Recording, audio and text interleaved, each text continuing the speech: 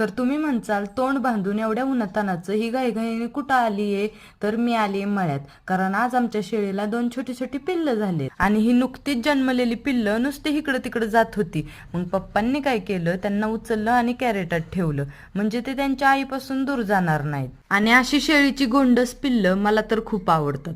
तुम्हाला आवडतात का? कमेंट बॉक्समध्ये नक्की सांगा. आणि मग त्यांना त्यांच्या आईचं पौष्टिक पोटभर दूध पाजलं आणि पुन्हा कॅरेटात ठेवून दिलं. आणि त्यांचं सुद्धा पोट भरल्यामुळं ती सुद्धा कॅरेटात जाऊन निवांत बसली. तर मग आता काय करते, शेळीच्या पिल्लांचं तर पोट भरलंय, मग राहिलेलं दूध आणि चीक काढून घेते आणि घरी खरवस करण्यासाठी नेते.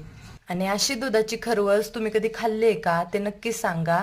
आणि आमच्या चॅनलला सबस्क्राईब करा ना. तुझ्यासाठी फिरतेच गाणं गातोया, रूप तुझं पाहुनी शिवार झुलतया. तुझ्या संग